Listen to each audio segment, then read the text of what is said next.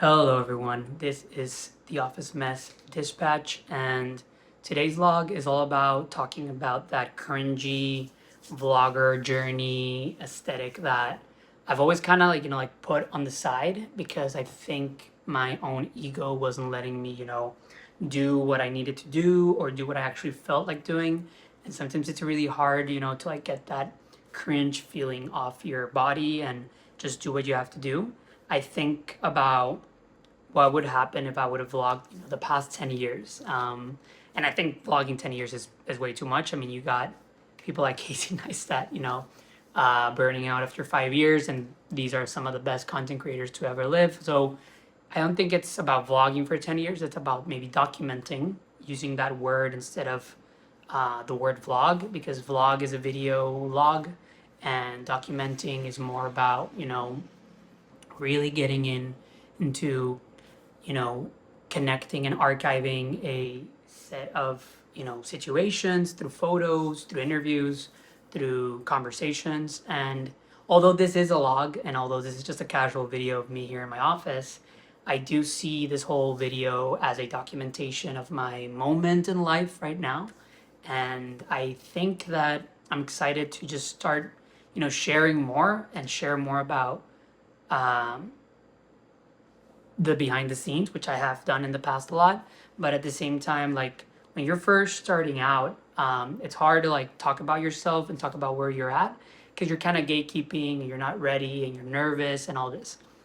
Last video that I did, I was in my new office, which is in my same house, same office, but new spot in my office. And I was really excited and I really liked the tone of that video. And it was like slow. I wasn't, like yelling that much or like ranting too hard, which can be a thing with me. And I was just like, thinking how I really do want to share more of my experience because it really helps me to just talk to the camera, especially in the moments where I'm only in my head. I've gone from being like a really, really, really social person, and I was really always a social person in my life, to kind of just having time for my own projects now, my family, my girlfriend, of course, and some close friends. But a lot of the friends that are maybe on the outside circle of my life, which they probably know who they are, which I do love and I appreciate their friendship, like I don't get to see them that much. I am here talking about the journey and talking about, what I've done with my company all the time. So why not share it? Why not, get to this point where I've been, trying to get to for the past, maybe 10, 15 years. I mean, the first five are kind of subjective. You're kind of just starting out and you don't really know where you're going. I was 12, 13 when like life really hit me and I had to like, really get my shit going because I wasn't gonna, be a Model A student. I knew I kind of wasn't gonna finish college and I didn't, by the way.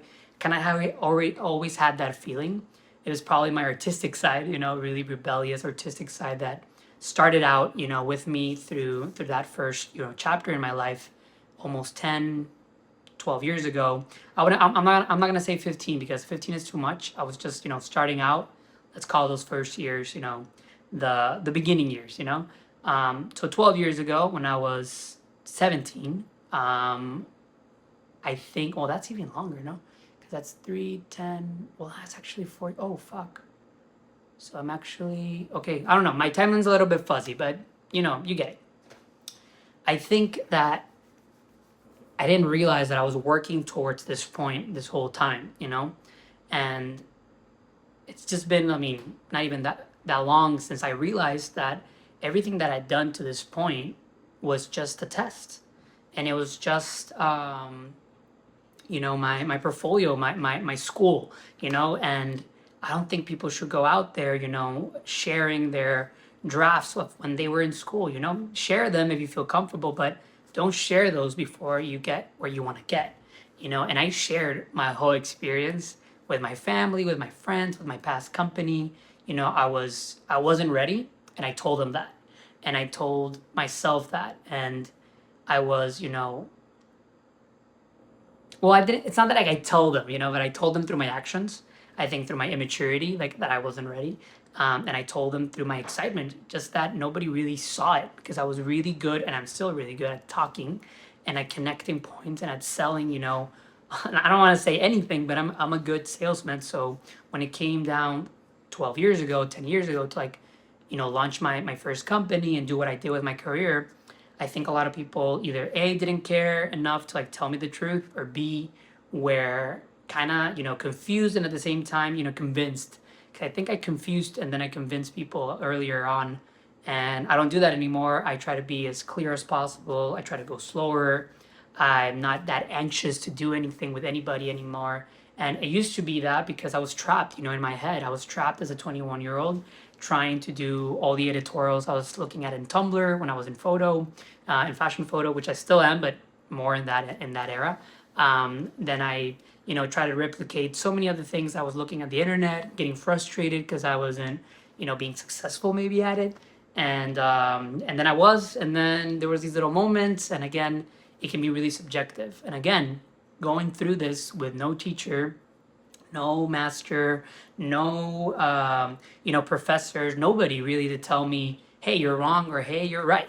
It was just about doing, exploring, finding out, and then figuring it out if it was a bad situation. Nobody told me don't invest into these designers when I was younger, and I got money from my company from my end and then put into these designers, which was a whole shit show. Yes, it taught me how to do fashion. Yes, it taught me how to do editorial. Yes, it taught me how to do patterns, how to source textiles and fabrics and all these stuff. But again, why did I publish it? Why did I publish my learning or my drafts? I call it drafts just because it's like unfinished work, and it was unfinished work. And honestly, nobody really cares about these projects anymore. So in retrospect, if you do this, I mean, also feel comfortable that people won't care about the beginning, and we'll get back to that. But I don't wanna go into that yet. I want to just tell you, this person that is watching this video, hopefully, that it's okay, to do it. But at the same time, maybe take a step back and think about what you're doing when you're posting that journey, when you're posting that moment, or when you're, publishing or going for it. Just take a step back and think about, like, hey, is this a draft? Is this something that is not, you know, yet been completely fulfilled by yourself, or maybe by people around you? It's always good to get a little bit of validation, maybe through friends and through, like, close people. Not that validation is needed through people, but we're talking about creative work, and we're talking about publishing, and we're talking about Instagram. We're not talking about your life, and we're not talking about life values. We're talking about making it in today's world and in your career, in your creative world. And obviously I'm a creative, and I'm also an entrepreneur. So if you like can relate to that, then this is going to be cool. If not, I'm sure there's a lot of people out there transferring their knowledge, because we want to help. People that know want to tell other people, and people that don't know, they need to accept that they should go out there in life and accept. And I think there's a lot of people like that on the internet. There's a lot of people out there that don't connect with each other in real life, but connect with each other and online. And yes, social media has separated us, but at the same time has connected us. So again, once you realize that everything is under that and like idea, like good, bad, negative, positive, like, you're going to understand that you only have to find configurations that really help you and not help the whole situation, because sometimes we focus on the whole situation. But we're ranting and we're off kind of like subject here, kind of coming back to the drafts and to like not publishing too early. And what I did, definitely try to find yourself a crew. I've been talking about this for years. Try to find yourself like people that are going to really respect your process, and not just the publication process, but the craft process, the preparation process. Like, I hate when people don't take serious other people's like process and creativity. Like, if an artist wants to stare into a canvas for 7 hours, like, that's his thing, or her thing. If a creative wants to do this and that, or he wants to like watch 4 hours of brain rot on Instagram, but then in the fifth hour it actually, he or her or whatever, create something amazing, like, that's their thing. You don't judge that. And I feel that my process was really public, because I was putting up a big game with my mouth, because I was trying create something beautiful. I was trying to create a company full of creatives and young people and blah blah blah blah. and you forget that you're drafting, you forget that you're not publishing it, you're just practicing, that you're just a young 22, 23, 24 year old, and life is going with you, not against you, and you got to be able to drive that flow. You can't just go with the flow sometimes, because if you go with the flow, you can get sidetracked. I think I did that. I went with the flow. I went with what my parents told me. I went with what older people around me were telling me that was the right thing. They weren't mentoring me. They weren't telling me this and that. They were just giving me their opinion on what they thought, but through a sermon and through the attractiveness of them being, inside the industry I wanted to be part of, it completely fucked me up.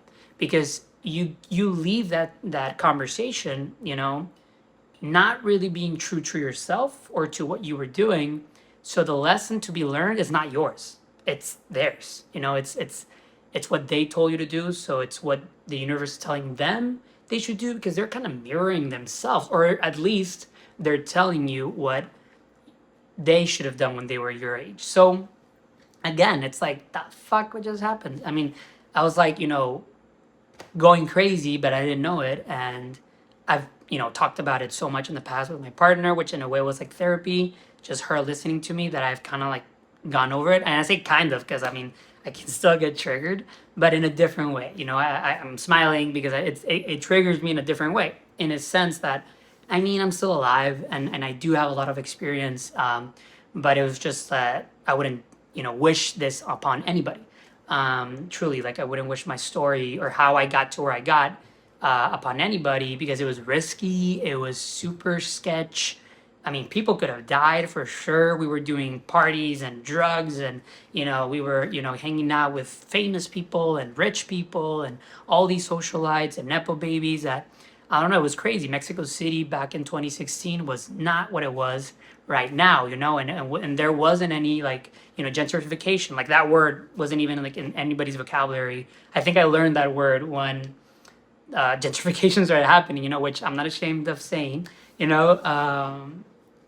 whatever, but it was different. It was a different era, and again, maybe it sounded cool to some of you, but trust me, I mean, surviving it gives me the right to maybe talk a lot about it without, like, talk about it in the sense of like the good old days.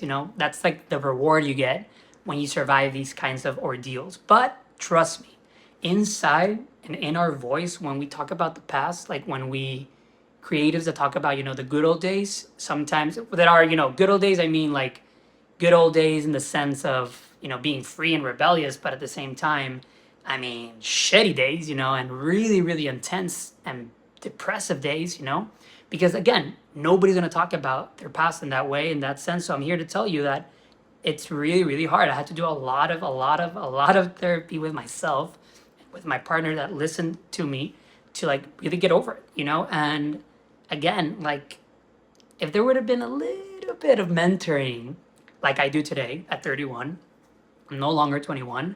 I am, like, older, like I can't believe that I'm older now. I'm the same age I was. I'm the same age these people around me were when I was 21 and 22. And now I'm here. And it's like, damn, that was like a blur. Yes, drugs didn't help, but I mean, even if I mean, maybe drugs distorted my time a little bit, and that's why it's a blur. But, and again, I don't do drugs and I don't condone them, but I do feel that you have to do what you have to do with balance and with a lot of risk, involved, to get to know yourself. You shouldn't, but if you have to, you should, because I mean, it's what you have to do. Like, nobody can tell you not to do it, but you shouldn't. Again, you shouldn't do it. It's just that it's not going to be worth it. I mean, and again, what drugs are we talking about here? Because everybody takes drugs. Everybody goes to the pharmacy. Everybody, has all this shit going, but it's just not, buying it in a store sometimes. But again, that's another subject. Here, we're talking about drafting your way into the last publication of yourself, that's where you want to really tell all four, corners of the internet, hey, I'm here. That's when, and I'm here now. I'm 31 and I reached this point, and I'm like, I don't care. I don't care anymore. I don't mind anymore. Like I'm where I wanted to be when I first started. So now I'm ready. And now I'm like, you know, just excited. And at the same time, I'm fucking tired. And I am also, dealing with a bunch of shit that you deal with when you're 31, about to turn 32. I'm dealing with payroll, I'm dealing with taxes, I'm dealing with all this shit that you will go through as well, unless something happens to the current state of things, which they should. I mean, everything's kind of going to shit anyway. But if the same shitty system is still here in 10 years, like you're gonna deal with the same thing. So again, like, why can't we let our ego go, and why can't we let go and teach the younger generation things that are actually going to be helpful, and not give them the classic, well, I had to do it, then you have to do it. Well, this is how you learn, so you'll have to learn. Like, why?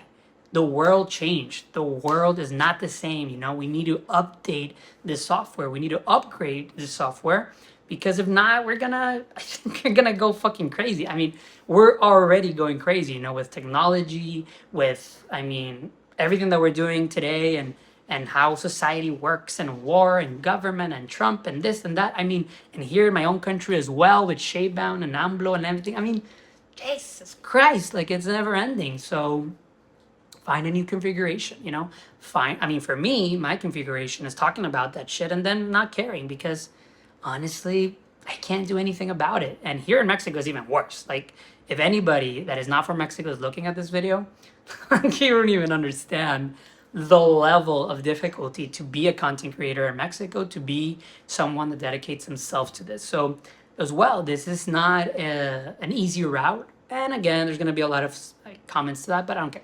But yeah, draft, get a mentor, get a master, get a teacher, get a professor. And these are all different. A teacher can be your tennis coach. A master can be, someone that has, like the word says it, mastered a talent. I'm going to say, I'm going to find a master knife maker, and this is a cool knife. And you just work for him for 10 years before I even say a word, and that's amazing. And you see a lot of people, do that today, and leave their jobs to, like, go work craftsmanship jobs, or careers, or this and that. And that's amazing. I love that. We need more of that. We need people that are, want to be poets, and want to be writers, and want to be thinkers, and want to be, gardeners. Like, there's nothing wrong with being a gardener. Actually, sounds amazing. Like, wake up every day and just, tend to plants on people's houses, or parks, or whatever. Like, doesn't sound bad. Maybe have a little smoke here and there. But, in between the breaks, and you have a normal life, and it's a good life, But again, you're going to get bombarded, by all these things that you can't afford. So what the fuck, Capitalism, what the fuck, like, make it affordable to experience this simulation, and make it, reachable for whoever wants to reach, those levels, but don't make it impossible for everybody else. Why can't we just go to a store and buy shit that we want to eat? Like, aren't we living in a society that has so much technology, and, like, literally we have food overflowing, and we waste a lot of food because of profit, because of capitalism, because stores, because of how it's set up? But shouldn't, like, we just have some of the stuff that we should have, like, for free? That way we can focus on bigger stuff. And maybe if we weren't, like, so focused on capitalism, maybe we could focus on, like, dealing with our inner emotions, so that we can deal with, like, racism, and, like, classism, and elitism. Like, maybe it's because we're so fucking caught up, trying to live lives that we can't live. Because even if you're a billionaire, and if you had it all, you're thinking about, going to the moon. You can't have that. Or you're thinking about going to Mars because Elon wants to go to Mars, and you can't have that either. So you're, like, always looking for something that is almost probably never going to get to you, because it's so improbable. So again, new configurations for this shitty fucking simulation, because you're not going to survive, just on on what they give you. I don't think so. Like you have to really, configure it, hack it. You have to hack life. You need to find a way to like, and I think one of those ways is communicating. I think one of these ways that you draft your way into that final version of yourself, which I'm really liking that phrase. And one of those techniques that I use is communicating. It's literally communicating. Like that's how you hack people. You can say, "Hey, good morning," and a good smile to someone that is, gonna treat you like shit because they had a bad day or bad morning, and that can hack him. That can hack him to be like, you know what? I'm not gonna be shitty with this customer because he's saying good morning, and then maybe he smiles, and then through that smile, maybe he gets in a better mood, and blah blah blah. If that theoretically happened, theoretically, I don't know how to say it, but in theory, if that happened at the same time with everybody, then it would create like a positive chain reaction that eliminate, in a sense, this need of connection that we're all facing. So communicating, talking, expressing yourself the right way is such a great hack and it's such a great talent to develop. And one of my younger guys in my team, he told me like, "Hey, I want to learn how to speak. Like I want to be able to learn how to communicate." And I thought that was so smart because nobody had told me that before. And he told me, he understood, and I think younger folk, they're smart. They're really, really smart. They know technology. They know how to move and communicate through today's, really intense internet world. They'll grab onto Notion and Google and like this super fast. So again, I'm excited. I'm excited to see a Gen Z, come out of the shell. Even if they hate me for saying this, like, I don't care. You're gonna like me in the end because I'm with you. I'm here with you and for you, and I'm here for Gen Alpha, which is gonna be like a whole new ball game. I haven't, dealt with that yet. But I think I'll be able to, communicate the right way to really find how to speak their accent. So let's go into accents and let's go into that. Like communication, like I just said, and we'll leave the first subjects and we'll kind of just rant into accents a little bit. But communication is not the last step. That's the first step. The second step, once you like dominate communication, once you dominate how to speak, because you might think you know how to speak, but go through that thought once again and really think about it. If you think you know how to communicate, once that happens, you'll start going into accents. And accents is also something that I've developed in my own sense through something that my dad said, because he actually said it first, so props to him. But he told me, you speak in a certain accent that your generation understands you. And that stuck in my head, and I was like, you're a fucking genius, because that makes so much sense. And yes, we gotta understand that there's accents, There's an accent to speaking to younger people, there's an accent to speaking. And when I say accent, I don't mean like a foreign accent, like when you're like from Europe and you speak English. When I mean accent, is like there's like like a dialect in a way, like an accent. It's something that happens in your words and how you communicate when you're specifically choosing, a certain accent. There's a normal one, and then there's I think this might be a little bit too low. Oh, it's fine.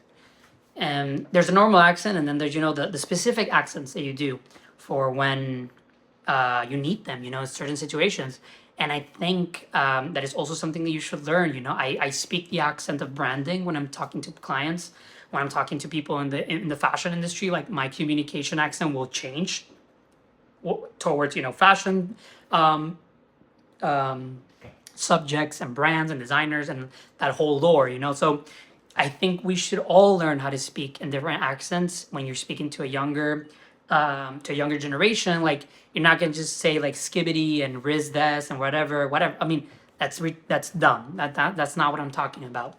When I mean accent, it's also like empathy, and you're gonna also speak in their way. You're gonna speak, and they should try to do it in your own way. Like, or either you reach a common ground where it's like we're gonna speak in this accent, or you're gonna speak in your own and I will speak in my own, but we're gonna like create this bridge. So again, it's all about understanding. And maybe this is too much. Maybe at this point you're like, Louis, what are you saying? You're confusing me. Maybe, but I know in my mind how it makes sense. So I'm trying to explain that to you as best as possible, but sometimes it's not easy. And sometimes these subjects can be really loaded. That happens with me a lot. So I'm trying to be as simple as possible. But if you get it, you get it. And if you don't, maybe leave a comment if you're in this point of the video at one point. But yeah. So again, it's important to understand that life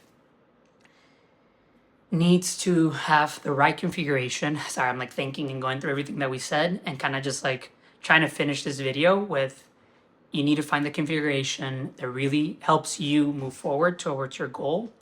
Don't think because you're drafting, you're ready to publish, or in this sense, share on the internet. Share if you want to, but know the consequences. Are you sharing because you just want to get out there, or are you sharing because you want to become famous? And that was something that happened to me. Like I was trying to become famous because I was gonna get that audience and that community and fund my company, fund my payroll, really be able to recruit people. Like I was really, in that headspace. And now I'm trying to find an audience, like build an audience, not really to monetize, although I would love that. I would love to like have a community that pays me to like speak maybe one day. But I'm good with monetizing right now because I have a company. It's not that I'm not going to charge for my services or for my writing. Some of the stuff that I will post on the Office Mess will be paid well, but at the same time, like it's a different feeling that I have inside. Money is always important. Like it's important to move forward, but maybe take that out of the equation and see if you're just doing it to get out there because you're all urged to go out there and get published and for the world to see you. But it's a trick, it's a trick pathway. Maybe document yourself for a year, vlog it out, document yourself and archive it. And then once you do hit where you want to hit, maybe you release that. That's even better than, blogging every day and expecting people to see it every day. Like it's better to just be like, hey, I vlogged for an entire year. Here are 15 videos that I'm going to share with you over the course of these next 8 months. Have fun. I'm like, I'm actually looking at that idea and I'm like, I maybe want to do it. But if you want to do it, go ahead and do it. And again, like it's all about the configuration. It's all about taking a step back. Like you can't expect, for all these things that work for other people to work for you now with AI, with changes around the world, with technology, really pushing forward, and with people and society all over the place. Like just do whatever feels right, but don't publish if you're drafting.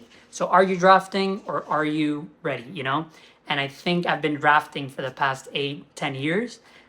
Not that I've been drafting for the past 2, because I do feel that I got to this point maybe 2-3 years ago after a lot of work, after a lot of, internal debate and therapy with myself and my girlfriend. I keep saying it because I want to be super clear that I never actually went to like full on therapy because I didn't feel that I needed it.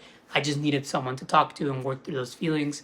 And a lot of meditation, a lot of yoga, a lot of, different habits that go into becoming, a more positive and strong person. I definitely want to maybe hit some therapy or coaching at one point in my life, but I'm not there yet. And I also can't really afford it how I want to. Getting a call, so go enjoy your day and your life, and I'll see you in the next round. Peace.